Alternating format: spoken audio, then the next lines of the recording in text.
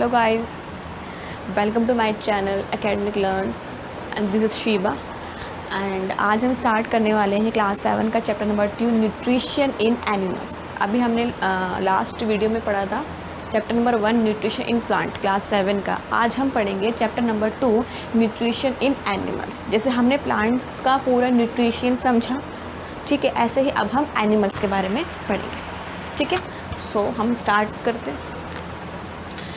Chapter का नाम है न्यूट्रिशन इन एनिमल्स, चैप्टर 2, ठीक है।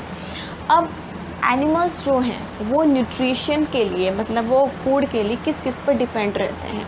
वो दो चीज़ पर डिपेंड रहते हैं। वो डिपेंड अपॉन प्लांट, वो या तो प्लांट पर ही डिपेंड रहते हैं, मीन्स वो प्लांट ही खाते हैं, जैसे कि हमारे हर्बीवोरस होते हैं, ठीक है, या वो डिपेंड करते हैं अदर एनिमल्स पे, जैसे कार्निवोरस होते हैं या फिर ओमनिवोरस होते हैं, ठीक है।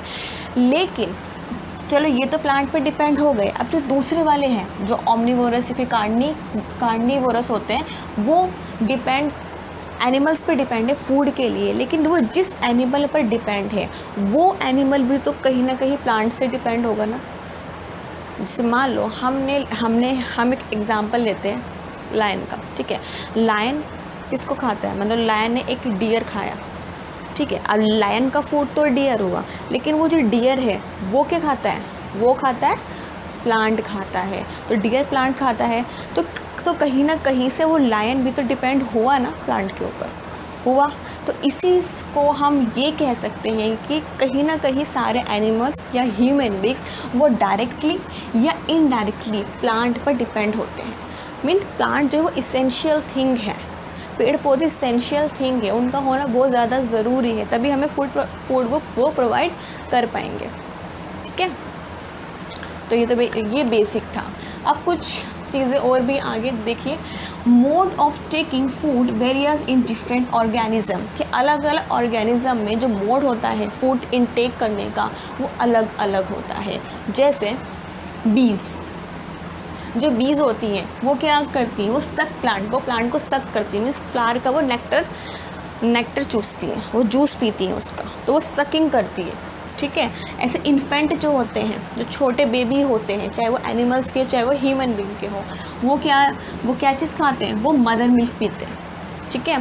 फिर स्नेक जो होता है, जो सांप होता है, वो स्वेलो एनिमल्स, वो एनिमल्स को ही निगल जाता है, पूरे के पूरे एनिमल्स को वो निगल जाता है, ठीक है।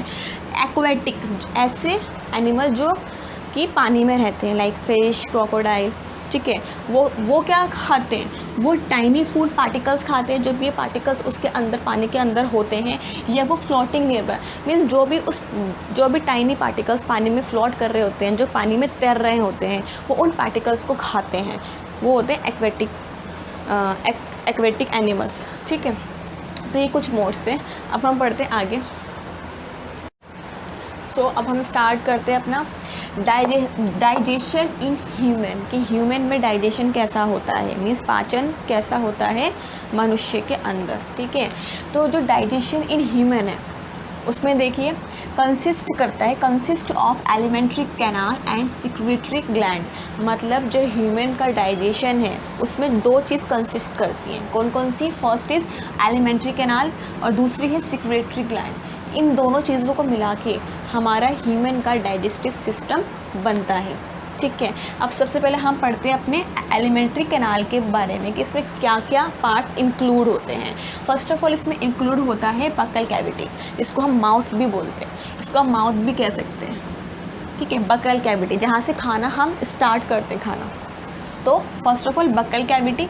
सेकेंड इज ओसोफेगस, इसको हम बोल सकते हैं फूड पाइप, ठीक है, क्योंकि सबसे पहले हम जो भी फूड खाते हैं वो हमारा माउथ में जाता है, माउथ के बाद फिर ये यहाँ जाता है, इसको बोलते हैं फूड पाइप, ओसोफेगस। देन उसके बाद ये जो फूड है वो अंदर जाके पहुँच जाता है स्टमक के अंदर, ठीक है। स्टमक के बाद ये पहुँच जाता है स्मॉल इंटेस्टाइन में, स्मॉल इंटेस्टाइन के आगे ये लार्ज इंटेस्टाइन में, देन लास्ट में एनस में।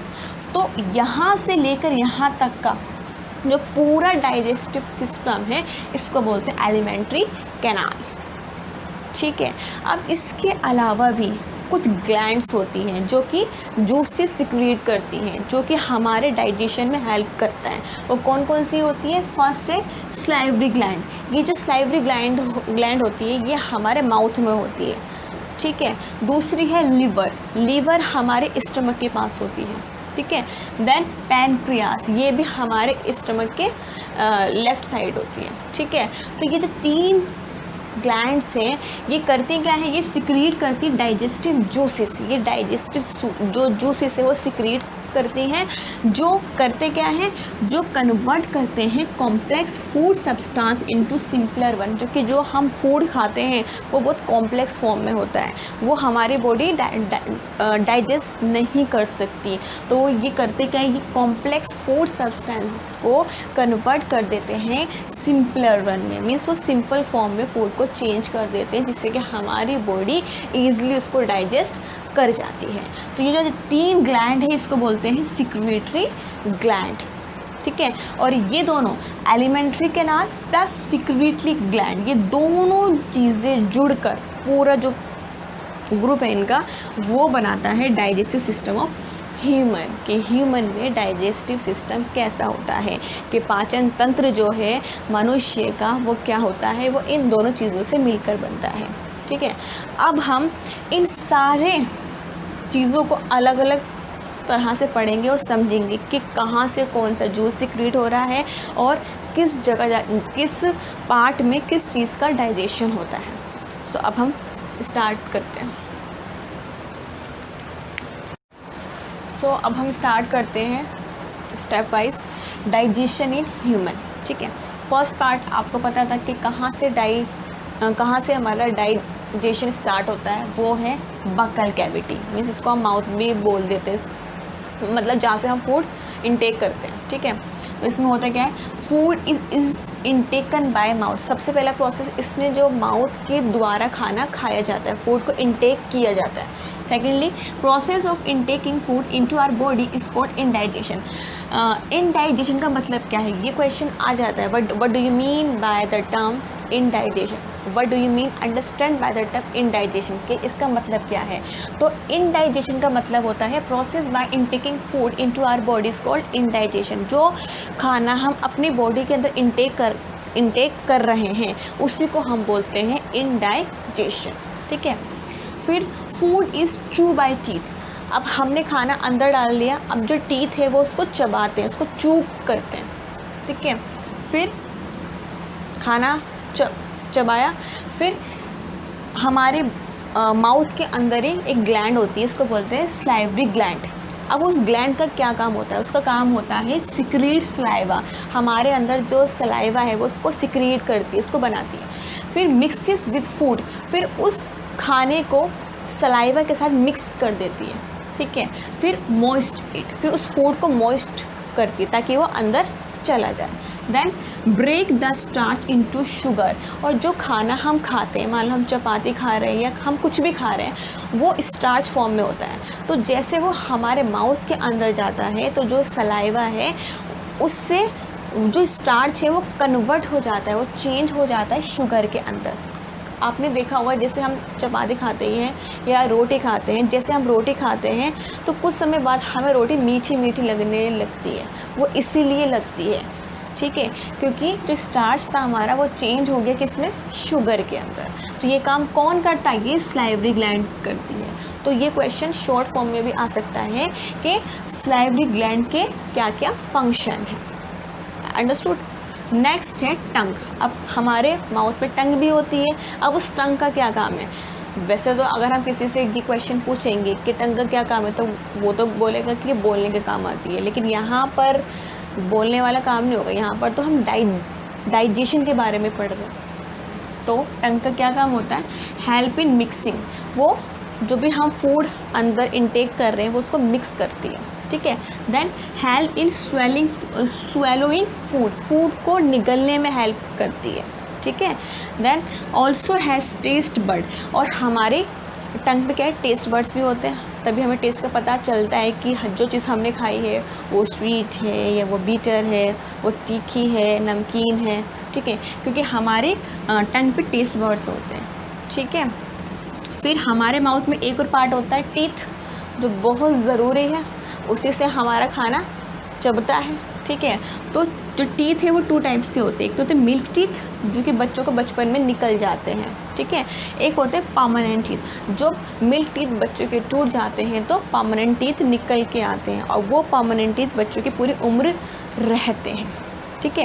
तो जो मिल्क टीथ है वो ऑलमोस्ट 20 टीथ होते हैं बच्चे के बॉडी के अंदर, ठीक है। 20 या 22 ऐसे कुछ है, मतलब ऑलमोस्ट 20 होते हैं, ठीक है। जब बच्चा 5-6 ईयर्स क्रॉस कर लेता है तो उसके जो ये मिल्क टीथ है वो ब्रेक हो जाते हैं, वो टूट जाते हैं, और टूटने के बाद उसके परमानेंट टीथ आने स्टार्ट होते हैं, और ये परमानेंट टीथ 32 होते हैं, 32 दांत, ठीक है। और ये ज़रूरी नहीं है कि 6, 7, 8, 10 की उम्र में बच्चों के आ जाए, ये काफ़ी समय तक भी बच्चों के आते ही रहते हैं। आपने सुना होगा कि 18-20 साल के अंदर किसी के मतलब मोलर्स निकल रहे हैं, दाढ़ जो होती है अक्कल दाढ़ बोलते हैं, वो निकल रही है।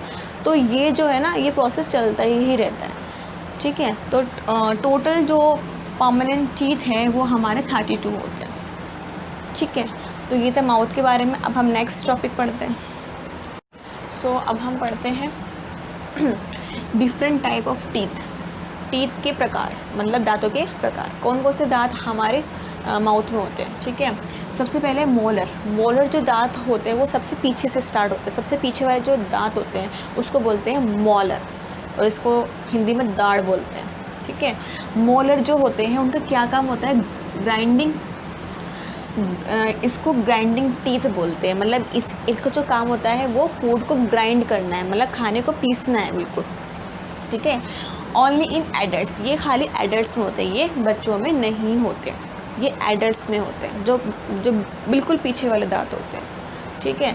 फिर है प्री मोलर्स जो टीथ होते हैं उनका क्या काम होता है, उनका काम होता है ग्राइंड करना और च्यूइंग करना, मतलब खाने को चबाना और खाने को पीसना। ये जो दांत होते हैं ये थोड़े मोलर से आगे होते हैं।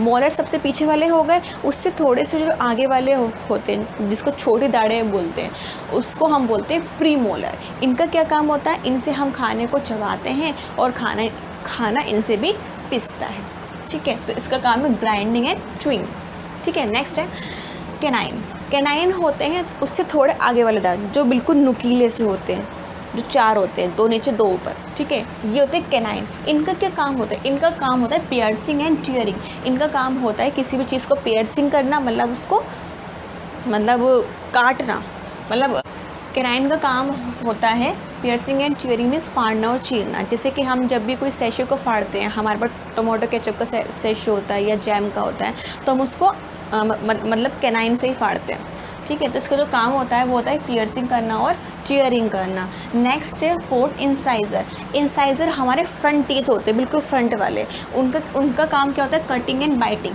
किसी भी चीज़ को कट करना हो, जैसे मान लो हमें सेब खाना है तो हम आगे से तोड़ेंगे, या किसी चीज़ को बाइटिंग करनी है, कटिंग और बाइटिंग 2 जो काम होते हैं वो होते हैं हमारे इंसाइजर्स के। सबसे पहले बच्चे के इंसाइजर आते हैं, आपने देखा होगा जब भी बेबी होते हैं उनके सबसे पहले इंसाइजर आते हैं, उसके बाद देन कैनाइन आता है, फिर प्री मोलर, और जब वो एडल्ट हो जाते हैं तो उनके मोलर्स आने स्टार्ट हो जाते हैं। तो ये 4 टाइप्स के टीथ होते हैं, जो अगर आप इसको पीछे से याद करोगे तो बहुत ईजी होगा। पहले molar, then premolar, then फिर कैनाइन, फिर इंसाइजर, ठीक है। तो ये हमारे डिफरेंट टाइप ऑफ टीथ थे, ठीक है। अब है टूथ डिके, मतलब दांतों का ख़राब होना क्या होता है। इसका मीनिंग है ग्रेजुअल डैमेज ऑफ टीथ। जब टीथ का धीरे धीरे डैमेज होना स्टार्ट हो जाता है तो उसको हम बोलते हैं टूथ डिके, मतलब दांतों का ख़राब होना। अभी कैसे होता है देखिए, presence of bacteria in mouth. जैसे अब हम खाना खाते हैं तो हमारे माउथ के अंदर बैक्टीरिया पनप जाते हैं, कीटाणु पनप जाते हैं। Left over food inside is broken down by bacteria. जो खाना हमारे मुंह में रह जाता है, जो अंदर नहीं जाता, वो बैक्टीरिया के द्वारा ब्रेक डाउन कर दिया जाता है, तोड़ दिया जाता है, एज अ रिज़ल्ट, और इसका रिज़ल्ट क्या होता है, एन एसिड इज़ रिलीज। जैसे ही खाना ब्रेक डाउन होता है, फूड जैसे ही ब्रेक डाउन होता है तो एक एसिड रिलीज होता है विच डैमेज टीथ स्लोली, जो हमारे टीथ को स्लोली डैमेज कर देता है। इसी पूरे प्रोसेस को हम बोलते हैं टूथ डिके, कि दांतों का ख़राब होना। आया समझ में?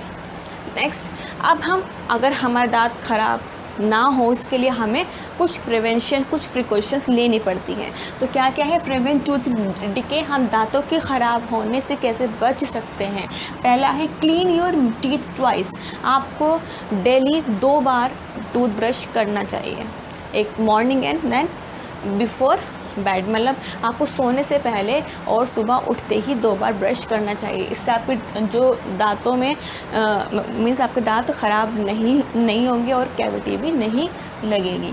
दूसरा है rinse your mouth after meal, जब भी आप कोई भी खाना खाए उसके बाद आपको रिंस करना है, आपको कुल्ले करने हैं, ताकि जो खाना आपके मुंह में रह गया हो वो सारा निकल जाए।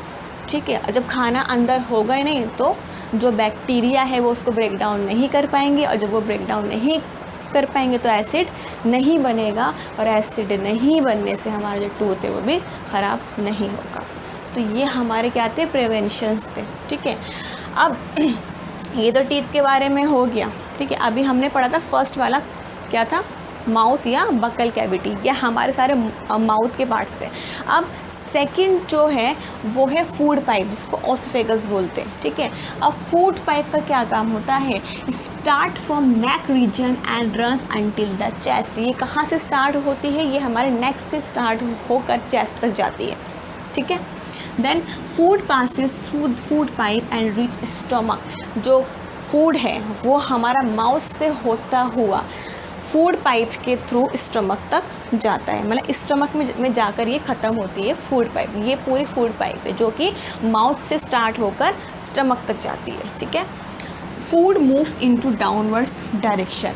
इसमें क्या होता है? जो फूड है वो डाउनवर्ड डायरेक्शन में जा रहा है, मीन्स खाना नीचे की साइड जा रहा है, ऊपर की साइड नहीं जा रहा, नीचे की साइड जा रहा है। आपने देखा होगा कभी कभी हमें वॉमिटिंग आती है, उसमें होता है क्या? खाना ऊपर की साइड आता है। ठीक है, ये स्टमक में जो भी कुछ प्रॉब्लम होती है एसिड की या किसी चीज़ की, ये उसके वजह से खाना जो है वो ऊपर आता है। ठीक है, लेकिन जो हमारा फूड पाइप है उसका क्या काम है? खाने को नीचे की साइड लेके जाना, मीन्स फूड को मूव करना डाउनवर्ड डायरेक्शन। ठीक है, तो ये था हमारा फूड पाइप। अब नेक्स्ट हम पढ़ेंगे स्टमक।